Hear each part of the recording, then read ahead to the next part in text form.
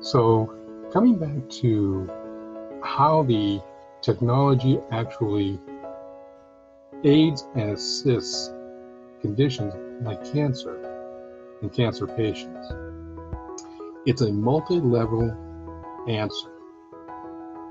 The technologies that engage the patient with the provider are imperative for that provider to really understand and manage that patient's care. And that's everything from getting the vitals, understanding what they are in real time, and what the effects of the treatment are in real time on the patient. So adjustments to those medications and that treatment can be made. The next thing that also comes along with that is we can now address the psychological components of and the impacts of cancer and cancer patients and what they're going through. Third, we can bring this community of providers and other providers coming together and collaborating on these conditions, with patients talking with other patients who can help them relate and help them understand not only where they are, but maybe where they're going to be, because they're at different levels and different states. Now we start to get a conversation for the patient that is meaningful to the patient. And we're able to start working on helping them digest the information, digest the condition, and see an actual path forward that's a positive path forward. That this isn't the total sum of who they are and where they are going and what's going to happen. It's a thing. It's a bad cold, but it's a really bad cold. It isn't the all-consuming. And that's really important so that we're able to improve those outcomes significantly, because by 2030 they project 21.6 million individuals will have cancer by 2030, which is a 56% increase since 2012. If we're going to have an increase in these numbers, and they're going to be global, so we really don't know at this point, and this is where data is really important.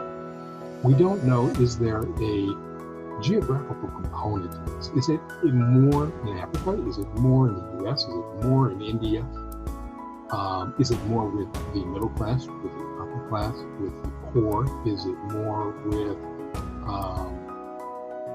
what are the elements that we can really start bringing together? And this is where that massive data thing and AI come into play, and what makes it possible for patients' outcomes to improve. Getting that information is imperative. Understanding how to sift through it, and putting an algorithm together that helps us get to the heart of what's causing it. Now we start to talk about those nanotech, and if we start looking at that from a precursor, right now we're looking for lumps.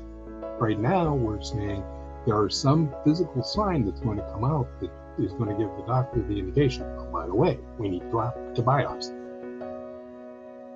Nano starts to say, I'm going to jump in front of that. I'm going to start looking at your cells before they metastasize, before they become cancerous. And I'll know what's going on ahead of time, and we can address it at the front end instead of the back end. More proactive improves better outcome. And that's where technology is going for us. So one of the things that drew me to this platform and this organization specifically is that it is looking to address the global interest.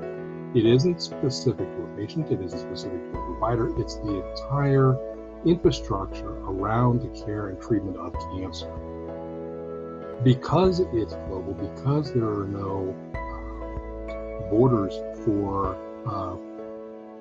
disseminating the information of what is out there now, what are we doing, what are we going to be doing, and what is the roadmap, when is the timeline for what we're doing, and how we're going to get there. This platform, this organization, in my mind, has the greatest possibility of reaching out and educating. I can't overemphasize the term educating, because we're not talking about just patients being educated, we're talking about providers. They're going to be the drivers. They're going to be pounding on the industry to say, I get it, you've got stuff, I can use it, but I don't know how, I don't know how to access it, I don't know how to support it, you've got to help me out. And that's where the opportunities for business to step in and make this thing come together, coalesce, and be a conduit for getting this to these individuals.